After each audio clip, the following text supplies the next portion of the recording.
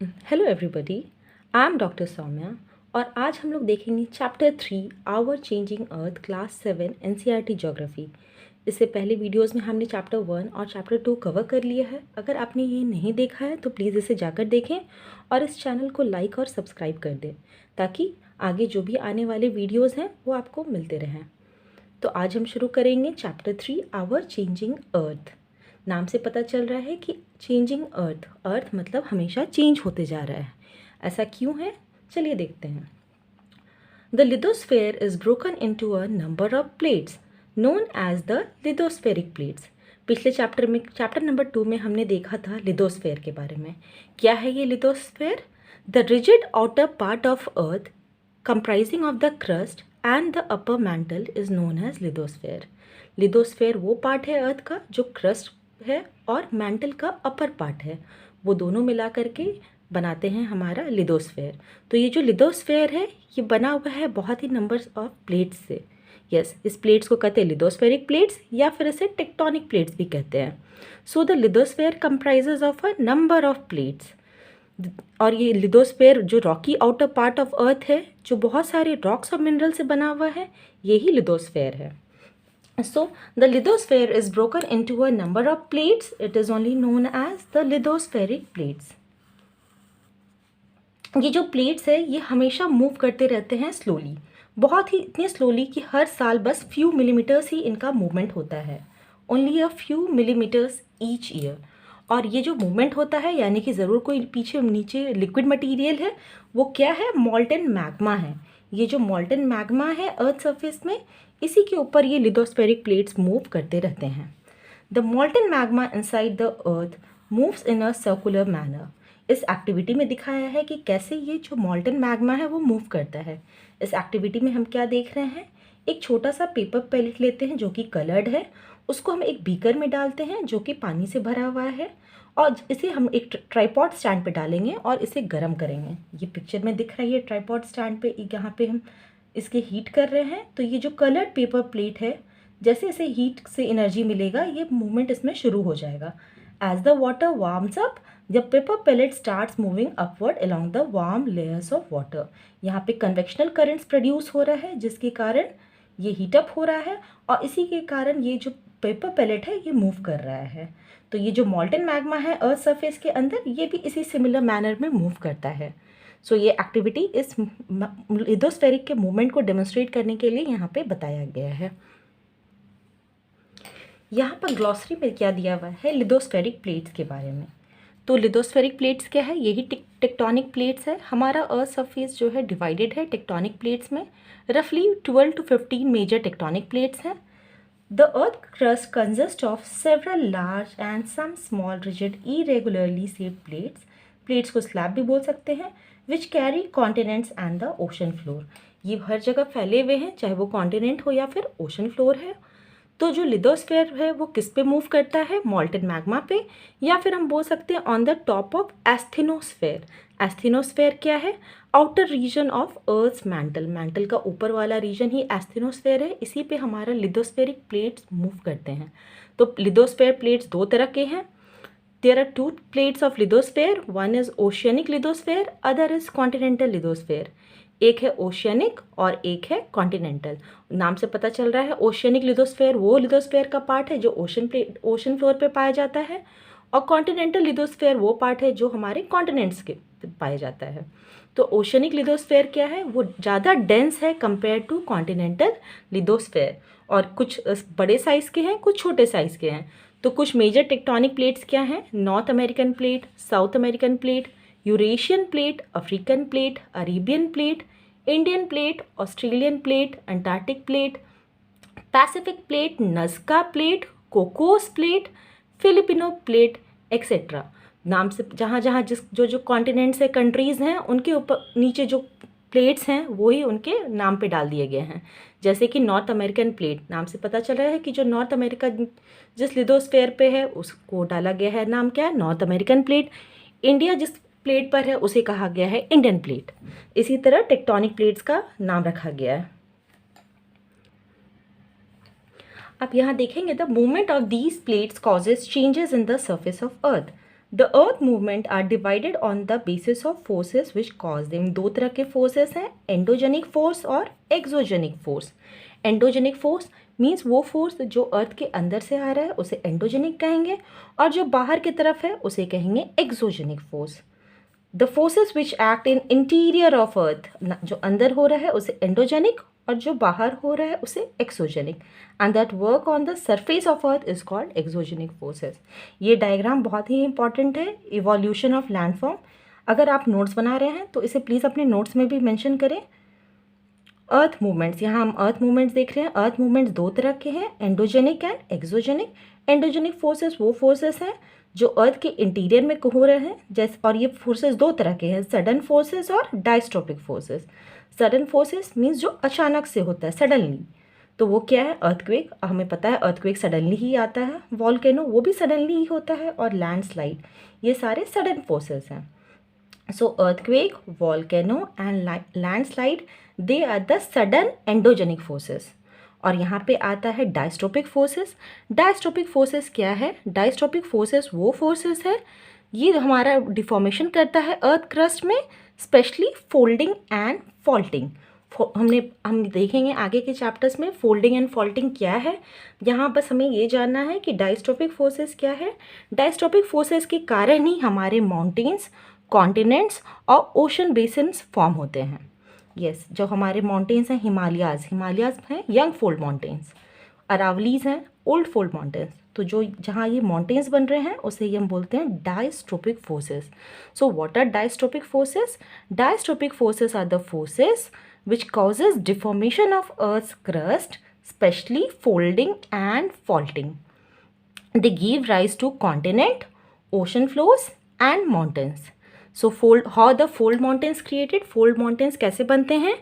Fold mountains are created where two or more of earth tectonic plates are pushed together. जब जहाँ दो lithospheric plate या tectonic plate push together होते हैं, pushing होता है, जब दोनों स्ट्रॉन्ग फोर्सेस एक साथ आते हैं तो वहाँ पर फोल्डिंग होता है, और उस फोल्डिंग के कारण ही माउंटेन्स का फॉर्मेशन होता है। जैसे हिमालयाज़, एंडीज़, एल्प्स, ये सारे हमारे यंग फोल्ड माउंटेन्स हैं। वहीं जो अरावलीज़ हैं, अरावली जो राजस्थान में पाया जाता है, अरावली माउंटेन क्या है, it is one of the oldest range of fold mountains in India.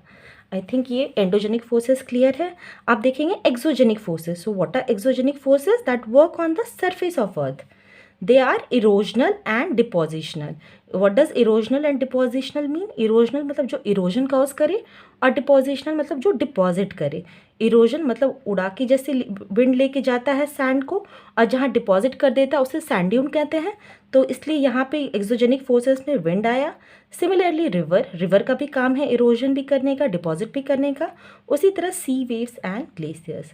So evolution of landforms में दो तरह के मूवमेंट्स बहुत इंपॉर्टेंट है, endogenic forces and exogenic forces.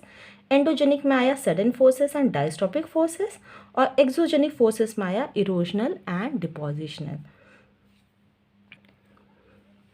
अब हम लोग देखेंगे एंडोजेनिक फोर्सेस। एंडोजेनिक फोर्सेस में हम देखेंगे अर्थक्वेक और वॉल्केनो। ये पिक्चर है, यहाँ पे एक वॉल्केनो का दिया हुआ है फिगर 3.2 में। इसे भी आप अपने नोट्स वाले डायग्राम में ज़रूर बनाएं, बहुत इंपॉर्टेंट है ये डायग्राम। वॉल्केनो क्या है? A volcano is a vent is also called as opening in earth crust through which molten material erupt suddenly. हम ये देखते हैं कि वॉल्केनो क्या है, एक ओपनिंग है। इस ओपनिंग को हम वेंट भी बोलते हैं या फिर क्रेटर भी बोलते हैं, और यहाँ पे ये जो लंबा ये पाइप लाइक स्ट्रक्चर है इसे ही वेंट कहा गया है। तो यहाँ से जो मॉल्टन मैग्मा है ये इरप्ट करता है। ये रीजन मैंटल कहलाता है, मैंटल के ऊपर का क्रस्ट, और यहाँ है हमारा मैग्मा चैम्बर, और इससे हमारा बाहर निकलता है lava. So what is volcano? A volcano is an opening in earth crust through which the molten material called lava erupts suddenly. इससे लावा सडनली इरप्ट करता है। और यहाँ पे हमने देख ही लिया वर्ड ऑरिजिन, एंडो मतलब इनसाइड, एक्सो मतलब आउटसाइड, और इसी से बना है एंडोजेनिक एंड एक्सोजेनिक। अब हम देखेंगे अर्थक्वेक कि ये अर्थक्वेक कैसे फॉर्म होता है। अर्थक्वेक क्या है? Earthquake is the sudden and the violent shaking of the ground caused by movement between tectonic plates along a fault line in the earth crust. ये सीज़मिक वेव्स क्रिएट करते हैं। वही यहाँ पे लिखा हुआ है कि जब भी लिथोस्फेरिक प्लेट्स मूव करते हैं, जो अर्थ का सरफेस है वो वाइब्रेट होना शुरू कर देता है। लिथोस्फेरिक प्लेट्स किस पे मूव करते हैं? मॉल्टन मैग्मा पे, या फिर बोल सकते हैं एस्थिनोस्फेयर पे। तो जब ये मूव करते हैं तो अर्थ वाइब्रेट करता है, और ये वाइब्रेशन अर्थ पे फील होता है। So these vibrations are only called earthquakes. जहाँ इसका ओरिजिन पॉइंट है, जहाँ से ये मूवमेंट स्टार्ट होता है, उसे हम कहते हैं फोकस। यहाँ पे ये ओरिजिन, ये इस डायग्राम में देख सकते हैं, ये ओरिजिन जहाँ इसका स्टार्टिंग है अर्थक्वेक का, उसको कहते हैं focus. This is where the earthquake occurs. It is the origin of the seismic energy. जहाँ भी वर्ड आएगा अर्थक्वेक, वहाँ पे हम टर्म यूज़ करेंगे सीज्मिक या seismology. Study of earthquake is called seismology, and जिस पे हम लोग डिटेक्ट करेंगे अर्थक्वेक उसको कहेंगे सीज्मोग्राफ। तो ये जो वर्ड सीज्मिक है ये रिलेटेड है अर्थक्वेक से। सो जहाँ प्लेस वो अर्थ क्रस्ट का जहाँ मूवमेंट स्टार्ट होता है अर्थक्वेक का, जहाँ स्टार्टिंग है, उसे हम फोकस करते हैं। और जो एरिया उसके परपेंडिकुलर ऊपर है वो एपिसेंटर कहलाता है। The place on the surface above the focus is called the epicentre. Focus वो जगह हुआ जहाँ अर्थक्वेक स्टार्ट हुआ, और उसके सीधा ऊपर जो एरिया हुआ उसको एपिसेंटर बोलेंगे। Vibration travel outwards from epicentre as waves, और यहाँ से फिर अर्थक्वेक हमारा फैलना स्टार्ट होगा हर डायरेक्शन में। सो सबसे ज़्यादा डैमेज कहाँ पे पाया जाएगा? ऑब्वियसली जहाँ पे एपिसेंटर है, क्योंकि यही सेंटर के जस्ट ऊपर है। तो सबसे ज़्यादा डैमेज बहुत बार आता है क्वेश्चन में। तो greatest damage is usually seen closest to the epicentre, और जैसे जैसे इससे दूर होते जाएंगे स्ट्रेंथ ऑफ अर्थक्वेक क्या होगा? डिक्रीज होगा। यहाँ पे एक एक्टिविटी दिया हुआ है जिससे हम ये अर्थक्वेक के बारे में पता करते हैं। इस एक्टिविटी में क्या दिया गया है कि हम एक लिड ले लेंगे या एक कंटेनर ले लेंगे, उसमें हम वाटर डाल देंगे और उसको हम कवर कर देंगे एक लिड से। अब उसके ऊपर हम कुछ पी, स्पून, बीड्स डाल देंगे और उस पानी को बॉईल करेंगे। सो पानी के बॉईल करने पे क्या होगा? अंदर में जैसे जैसे प्रेशर बनना शुरू होगा, ये लिड शेक करना शुरू करेगा। ये लिड शेक करना शुरू करेगा तो we can see what? Vibration भी शुरू हो जाएगा, सब कुछ रोल डाउन करने लगेगा, स्पून नॉइज़ बनाने लगेगा। सेम इसी मैनर में अर्थक्वेक आता है, वही इस एक्टिविटी के थ्रू दिखाया गया है। In the same manner the earth vibrates when the earthquake occurs. अब यहाँ पे डू यू नो है, ये भी बहुत इंपॉर्टेंट है। There are 3 types of earthquake waves. Earthquake waves 3 types के हैं, P waves, S waves and L waves. So ये बहुत इंपॉर्टेंट है याद रखने के लिए। इसका हायर क्लासेस में भी इसका आगे इलेबोरेटेड फॉर्म में इसका दिया हुआ है। सो हम क्या देखेंगे कि 3 टाइप्स हैं अर्थक्वेक के। P waves are also known as the longitudinal waves, और these are also called as the primary waves. They are the fastest waves. इसके बाद आया S waves are also called secondary waves और the transverse waves.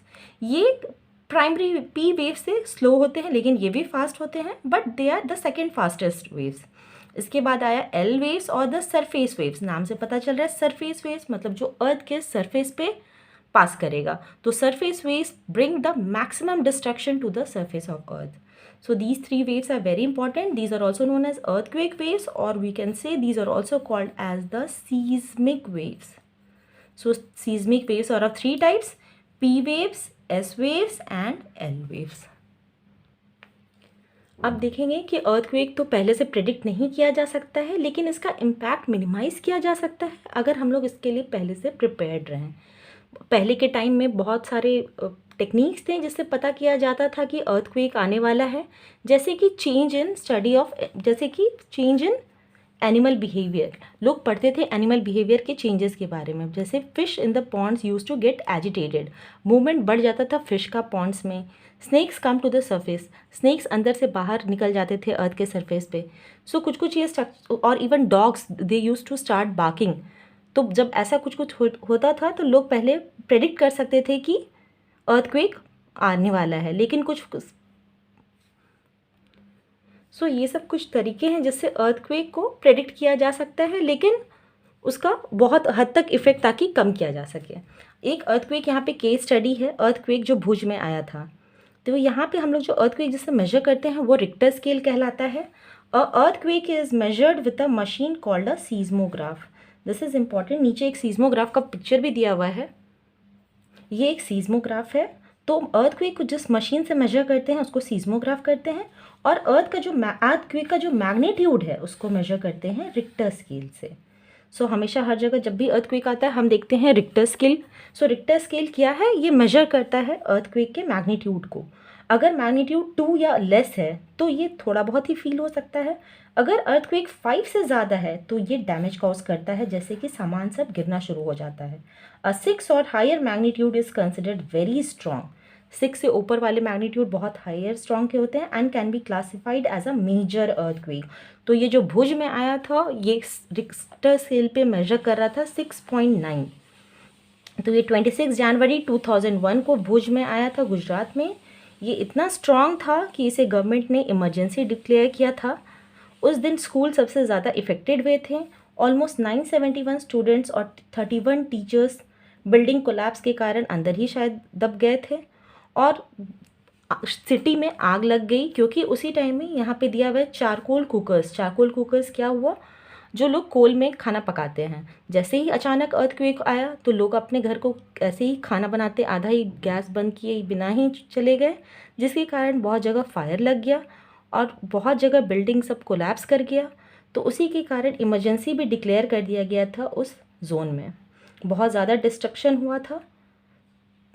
तो earthquake हम लोग बहुत हद तक हम लोग मिनिमाइज़ कर सकते हैं। कैसे मिनिमाइज़ कर सकते हैं वो दिया हुआ है अर्थक्वेक प्रिपेयर्डनेस चार्ट के द्वारा। ये नीचे में एक अर्थक्वेक प्रिपेयर्डनेस चार्ट दिया हुआ है। Where to take shelter during an earthquake, कहाँ हम लोग अगर अचानक से अर्थक्वेक आ जाए तो हम लोग कहाँ शेल्टर ले सकते हैं। सेफ स्पॉट क्या है, under a kitchen counter, table और desk, against an inside corner of wall. जहाँ भी अगर ऐसा जगह मिले जो सेफ़ हो हम लोग वहाँ पे शेल्टर ले सकते हैं। अब जैसे जहाँ चिमनी है, इलेक्ट्रिसिटी कनेक्शन है, तो वहाँ से दूर रहने का है। सेफ स्पॉट जो है वहाँ पे ही शेल्टर लेने का है। Stay away from fire places, जो भी फायर प्लेसेस है वहाँ से दूर रहने हैं, चिमनी से दूर रहना है। विंडोज़ जो लगता है शीशा का है बना हुआ, जो टूट सकता है, जिससे चोट लग सकता है, उससे दूर रहना है। एंड हमेशा प्रिपेयर्ड रहना चाहिए, ताकि लोग सबके बीच में अवेयरनेस होना चाहिए, spread awareness among friend and family members to face any disaster confidently. कोई भी डिज़ास्टर कभी भी आ सकता है, कोई उसके बारे में नहीं जानता, लेकिन आदमी उसके लिए प्रिपेयर्ड हो सकता है। सो ये बहुत इंपॉर्टेंट है अर्थक्वेक प्रिपेयर्डनेस। इसके बाद है हमारा मेजर लैंड फॉर्म्स। तो ये मेजर लैंड फॉर्म्स हम लोग नेक्स्ट वीडियो में देखेंगे। Hope you like this video. Please do like and subscribe the channel. Thank you.